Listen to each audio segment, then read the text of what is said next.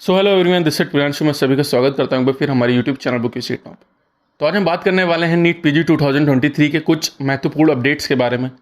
क्या current scenario चल रहा है, कौन कौन से स्टेट ने अपना रजिस्ट्रेशन पोर्टल खोल लिया और कौन कौन से स्टेट से बंद हो चुके हैं। कुछ दिक्कत भी आ रही है स्टूडेंट के बीच में, क्योंकि बहुत सारे स्टूडेंट से मेरी बात हुई तो उन्होंने कहा सर एलिजिबिलिटी सर्टिफिकेट कहाँ से लाएं, वो कैसे पब्लिश किया जाता है, कहाँ से मिलता है, वो सारी चीज़ें। अगर आप तमिलनाडु का फॉर्म भर रहे होंगे, स्टेट का फॉर्म भर रहे होंगे, क्योंकि तमिलनाडु जो है वो आपका ओपन स्टेट है, आपको मालूम होगा, तो वहाँ पर ये इशू आ रहा है। वो इशू के बारे में हम बात करेंगे कि कैसे उसको रिजॉल्व किया जाए, कैसे सॉल्व किया जाए। साथ ही साथ हम बात करने वाले हैं आपके नेक्स्ट एग्ज़ाम को लेकर, उसमें क्या बातचीत होनी चाहिए, क्या चेंजेस होने चाहिए, क्या करंट सिनेरियो है और क्या चीज़ हो सकती। काउंसलिंग डेट के बारे में बात करेंगे कि कब से आपकी काउंसलिंग स्टार्ट होने वाली है। तो वीडियो काफ़ी इन्फॉर्मेटिव होने वाली है आज आप सभी के लिए, तो वीडियो में अंत तक बने रहें। वीडियो शुरू करने से पहले मैं बता दूं, जो कोई भी हमारे चैनल पर नया है प्लीज़ हमारे चैनल को सब्सक्राइब कर लीजिए, क्योंकि ऐसे इन्फॉर्मेटिव वीडियोस अपडेट्स आपको हमारे चैनल पर मिलेंगे। साथ ही साथ अगर आपने हमारा टेलीग्राम चैनल ज्वाइन नहीं किया है तो वो ज्वाइन कर लीजिए, बेनिफिट रहने वाला आप सभी के लिए, क्योंकि जो भी फर्दर अपडेट्स, क्योंकि काउंसलिंग आपकी नज़दीक आ रही है, सारे स्टेट्स अपने रजिस्ट्रेशन पोर्टल खोल रहे हैं, तो जो भी नोटिफिकेशन होती है, पीडीएफ्स होती हैं, वो आपको टेलीग्राम चैनल पे शेयर नहीं कर पाते हैं, इसलिए टेलीग्राम चैनल ज्वाइन करना बहुत इंपॉर्टेंट है। तो वो ज्वाइन कर लीजिए, बेनिफिट रहेगा आपके लिए। खैर, हमारा जो मेन टॉपिक हम उस पर कंटिन्यू करते हैं। सबसे पहले हम बात करेंगे कि जैसे कि आपको मालूम होगा कुछ स्टेट्स ने अपना रजिस्ट्रेशन खोल दिया था। अगर मैं बात करता हूँ तो सबसे पहले आपका आता है गुजरात, पौंडीचेरी, तमिलनाडु, केरला और आपका सिक्किम, मणिपाल। ये 5 जगहों ने अपना रजिस्ट्रेशन खोल दिया था, जिसमें 3 का क्लोज भी हो चुका है। आपका गुजरात, पौंडीचेरी और आपका सिक्किम, मणिपाल। अभी जो करंट सिनेरियो चल रहा है जिसमें आपका तमिलनाडु और केरला का फॉर्म ओपन है और स्टूडेंट्स फिल कर रहे हैं। केरला की अगर मैं बात करता हूँ तो केरला, जैसे कि आपको मालूम होगा, वो क्लोज स्टेट है। क्लोज स्टेट मतलब कि वो उसी डोमिसाइल के स्टूडेंट उसमें पार्टिसिपेट कर सकते हैं उनकी स्टेट काउंसलिंग में, या फिर जिन बच्चों ने वहाँ पर यूजी किया, अपना एमबीबीएस वहाँ से कंप्लीट किया है, वो वहाँ के फॉर्म फिल आउट कर सकते हैं। अदर स्टेट के स्टूडेंट पार्टिसिपेट नहीं कर सकते हैं उस स्टेट की काउंसलिंग में। इसका मतलब होता है केरला, क्लोज स्टेट। वहीं पर साथ ही साथ हमारा दूसरा जो स्टेट के जो फॉर्म चल रहे हैं वो हमारा तमिलनाडु। तमिलनाडु की अगर बात करते हैं तो वो आपका ओपन स्टेट है। ओपन स्टेट मतलब अदर स्टेट के स्टूडेंट भी उनके स्टेट काउंसलिंग में पार्टिसिपेट कर सकते हैं। प्राइवेट मेडिकल कॉलेज की मैनेजमेंट सीट्स के लिए या एनआरआई सीट्स के लिए आप पार्टिसिपेट कर सकते हैं, कोई भी इशू नहीं होता।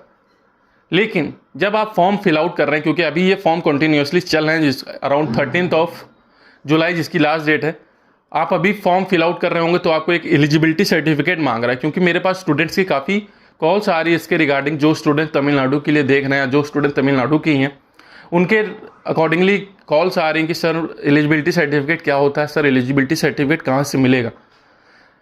तो एलिजिबिलिटी सर्टिफिकेट मैं बता दूंगा आपको, अगर आप तमिलनाडु का फॉर्म भरते हैं तो वहाँ पर आपको ये लगता है मैंडेटरी नहीं होता है ये फॉर्म एलिजिबिलिटी सर्टिफिकेट। ये एक्चुअली आपकी एलिजिबिलिटी सर्टिफिकेट होती क्या, मैं आपको वो बताता हूँ। जब आप तमिलनाडु का फॉर्म फिल आउट करते हैं तब आपको ये एलिजिबिलिटी सर्टिफिकेट पोस्ट करना होता है, अपलोड करना पड़ता है, जो कि आपकी एनबीआर यूनिवर्सिटी से आपको अप्रूव कराना पड़ता है, जिसके लिए आपको माइग्रेशन सर्टिफिकेट, जहाँ से आपने यूजी किया है वो कॉलेज आपको माइग्रेशन सर्टिफिकेट प्रोवाइड करता है, वो आप दिखाकर वहाँ से एलिजिबिलिटी सर्टिफिकेट लेते हैं। बट इसमें भी इशू आता है कि कुछ स्टूडेंट्स ऐसे होते हैं या कुछ कॉलेजेस ऐसे होते हैं जहाँ पर आपको माइग्रेशन सर्टिफिकेट आपको नहीं दिया जाता है। काउंसलिंग से पहले, अलॉटमेंट से पहले आपको नहीं दिया जाता एलिजिबिलिटी सर्टिफिकेट। तो उसके लिए कोई पैनिक क्रिएट करने वाला नहीं है, मैं सबको बता रहा हूँ, ये डाउट्स आपका क्लियर हो जाएगा। आपको कुछ नहीं करना है, आप वो कॉलम को छोड़ दीजिए, वो मैंडेटरी नहीं होता, ऑप्शनल होता है। ठीक है, जिनके पास माइग्रेशन आप कंटिन्यू करना चाहें तो एलिजिबिलिटी सर्टिफिकेट आप बनवा सकते हैं, कोई भी इशू नहीं आएगा। ठीक है, जिनके पास नहीं है माइग्रेशन सर्टिफिकेट, कॉलेज अभी दे नहीं रहा है, अलॉटमेंट के बाद कॉलेज कह रहा है, कॉलेज कैंपस कह रहे हैं, यूनिवर्सिटीज़ कह रहे हैं कि हम आपको देंगे, आप उस टाइम लीजिएगा, कोई इशू नहीं आएगा। ठीक है, आप सारा फॉर्म फिल आउट कर लीजिए, उस पोर्शन को छोड़ दीजिए और आपका फॉर्म रिजेक्ट नहीं होगा अगर आप तमिलनाडु के लिए देख रहे हैं। ये तो बात हो गई हमारे जो मेन इशू आ रहा है आपकी काउंसलिंग स्टेट फॉर्म भरने में। बाकी हम नेक्स्ट एग्जाम के प्रोसीजर के बारे में समझेंगे कि जैसे कि आपको मालूम होगा, हमारे ऑनरेबल मुनसिंग मांडिया जी ने जैसे कि बताया था कि 2019 के बैच को अब जो नेक्स्ट एग्जाम कंटिन्यू किया जा रहा था उसको कैंसिल करके 2020 के बाद से लिया जाएगा, जिसमें से उन्होंने ये भी कहा था कि 50% एग्रीगेट मिनिमम होना चाहिए, 50% मार्क्स, क्वालिफाइंग मार्क्स होना चाहिए, जो कि कहीं से भी कुछ बहुत बड़े बड़े सवाल उत्पन्न कर रहा है। जैसे कि मैं बताऊं आपको, अभी भी अगर आप बात करते हैं, चाहे इस साल की बात कर लीजिए या लास्ट 3 से 4 साल की बात कर लीजिए, तो उसमें आपको पता चल जाएगा जो क्वालिफाइंग कट ऑफ आई है 800 में से भी अगर मैं बात करता हूं तो वो अराउंड आपकी 30% टू 40% के अराउंड वेरी कर रही है। तो आप अगर 50% अगर ले लेते हैं तो कैसे चांसेस हैं कि जो आपकी कॉलेजेस की सीट है वो फिल आउट हो जाएंगी। समझ रहे हैं?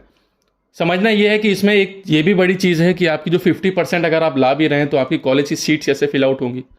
जब अभी का जो सिनेरियो चल रहा है उसमें आपकी कट ऑफ आ रही जो कि आपकी 30 टू 35 40 के अराउंड परसेंटेज आपकी जो आ रही है, उसके बाद भी आप रिवाइज कट ऑफ ला रहे हैं, तब जाके आपकी सीट वैकेंट चले जा रही है, उसके बाद भी आपकी सीट्स वैकेंट जा रही हैं, तो आप 50% जो है कैसे आप मान रहे हैं कि आपकी सीट फिल आउट हो जाएगी। फिल आउट करने की कोई चांसेस नहीं, क्योंकि अगर आप फीस स्ट्रक्चर देख रहे हैं, आप पीजी का अगर फीस स्ट्रक्चर देख रहे हैं, चाहे आप कर्नाटका चले जाइए, राजस्थान चले जाइए, राजस्थान की तो अलग ही बात है कि आपकी 80 लैक्स 90 लैक्स 70 लैक्स ऐसे आपकी फीस पर ईयर आपकी जा रही है मैनेजमेंट की सीट्स के लिए, अदर्स कोटास के लिए। तो कैसे फिल आउट करेगा? कोई स्टूडेंट्स नहीं चाहेगा कि वो अपना इतना पैसा वहाँ पर वेस्ट करे। चाहे कर्नाटका की बात करते हैं, कर्नाटका में भी ऐसी फीस स्ट्रक्चर आपको देखने को मिल जाती है अदर्स कोटास की। तो ये सारी चीज़ें, उसमें भी अभी कुछ चेंजेस आपको देखने को मिलेंगे। कोई ऑफिशियल नोटिफिकेशन नहीं है ऐसा बोला गया है, बट जैसे ही कोई ऑफिशियल नोटिफिकेशन आती है तो उसमें अगर 50% एग्रीगेट है उसके लिए तो ज़रूर कोर्ट केसेस होंगे, बहुत सारी चीज़ें फिर से आपको देखने को मिलेगी अपकमिंग ईयर्स में। तो आज बाकी हमारी काउंसलिंग डेट की अगर मैं बात करता हूँ तो काउंसलिंग जो डेट है वो आपकी अगस्त के अराउंड ही स्टार्ट होते हुए दिखाई देगी। हालांकि मैं ये कह सकता हूँ कि आपको अभी नोटिफिकेशन जरूर मिल सकती है ऑल इंडिया कोटा की। बाकी आपकी स्टेट की रजिस्ट्रेशन खुल गए हैं, इसका मतलब ये नहीं कि आपकी स्टेट काउंसलिंग पहले हो जाएगी।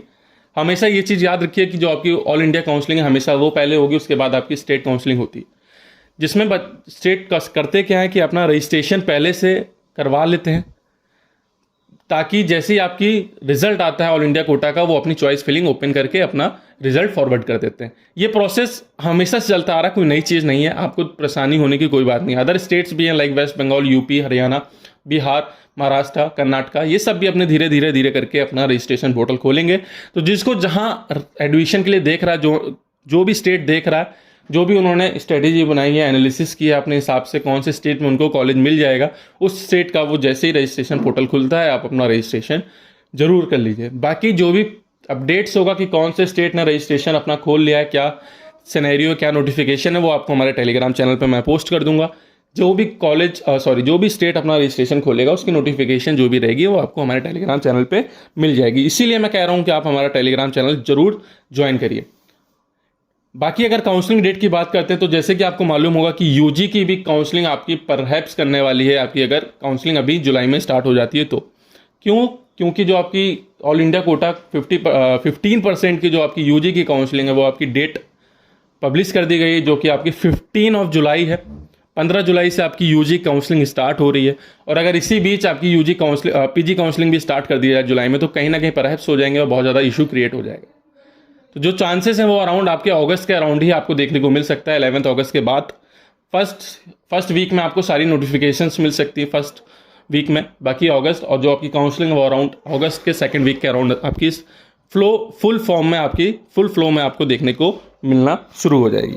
तो ये आपका अब तक का अपडेट है, जो सिनेरियो अब तक का चल रहा है आपका नीट पीजी 2023 के लिए। बाकी अगर आप हमारी पेड सर्विसेज लेना चाहते हैं, अपनी काउंसलिंग हमारे थ्रू करवाना चाहते हैं, हमारे एक्सपर्ट्स द्वारा करवाना चाहते हैं, तो उसके लिए एक नॉमिनल फीस है वो आपको पे करनी पड़ेगी। हमारे काउंसलर एक्सपर्ट्स उसके बाद आपको कांटेक्ट करेंगे और पूरी सहायता करेंगे, जो भी आपकी डिजायर्ड ब्रांच है, जो भी आपका स्कोर है उस पर टॉप ब्रांच दिलाने के लिए, जो भी आप डोमिसाइल हैं, जो भी आप डोमिसाइल के लिए देख रहे हैं, जो भी स्टेट्स के लिए देख रहे हैं, उसमें पूरी कोशिश करेंगे कि आपको एडमिशन प्रोवाइड कराया जाए। तो आज की इस वीडियो में बस इतना ही। होप करता हूँ वीडियो इन्फॉर्मेटिव रही हो तो प्लीज़ इसे लाइक करें, शेयर करें, चैनल सब्सक्राइब करना ना भूलें। धन्यवाद।